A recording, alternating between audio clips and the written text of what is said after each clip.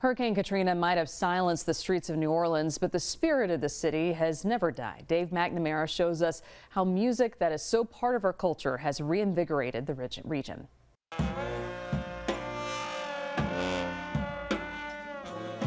Only 6 weeks after Hurricane Katrina wiped out most of New Orleans' neighborhoods and scattered families and friends across the country, this memorial to the passing of famous chef Leslie Austin marked the rebirth of a wounded city's heartbeat. This was the first jazz funeral, the first second-line parade through the devastated city after Katrina. The brass music, the drum beat, the high-stepping, dancing feet and clapping hands, the singing, the joy. The musical soul of New Orleans had not been silenced. It had been scattered, but not lost. It impacted me a lot because I had to move to Texas for almost 2 years. We passed through Houston, but we wound up in San Antonio. And we started looking for somewhere to rent in Gonzales. New Orleans musicians were tossed around the country, their homes destroyed, music venues gone, bands separated, and instruments lost. Just didn't know what was going to ever happen, and how the city was going to overcome, a devastation like. But the musical heart of New Orleans never stopped beating. It was a sad, but it sparked life in other places because New Orleans music got noticed and seen and heard by other people in other places around the country. New Orleans never lost its soul.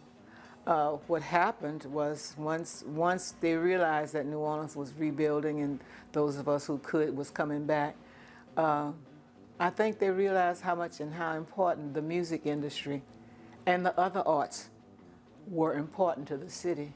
It's raining.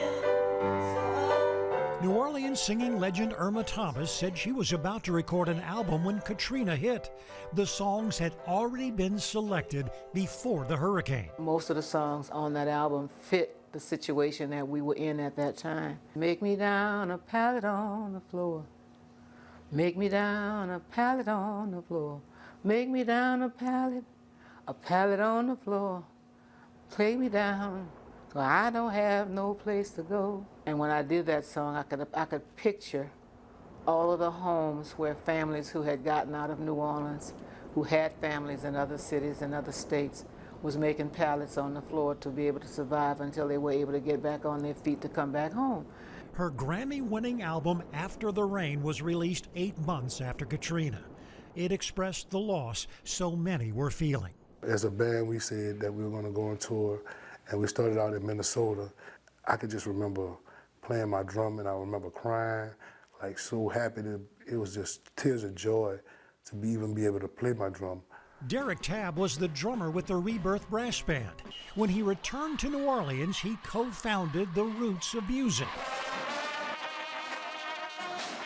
The after-school program, now in its 18th year, provides musical training for children ages 3 to 18. And I knew that it had saved my life and gave me an opportunity to do things that I would only dream about doing. So I wanted that for every kid to have that opportunity.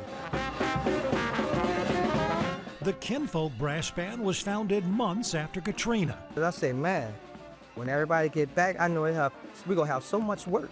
3 of the musicians playing in Kinfolk today are graduates of the Roots of Music. And I'm a professional musician. I've traveled all over the world, but I came out of the first class. Now, this brass band and others scramble from one wedding to another, leading second lines for newlyweds and for conventioneers visiting New Orleans. Everybody should start ringing the phone. Hey, I want to do a parade. I want to do a parade. It almost seems like the spreading out also spread the music of New Orleans to maybe places that it hadn't reached before, and people thought, this is pretty good stuff. It happened. That's exactly what happened. Prior to that, we were taken for granted. The music scene now is way more vibrant. This is the sound of a New Orleans success story, a rhythm that even the city's worst hurricane could not destroy.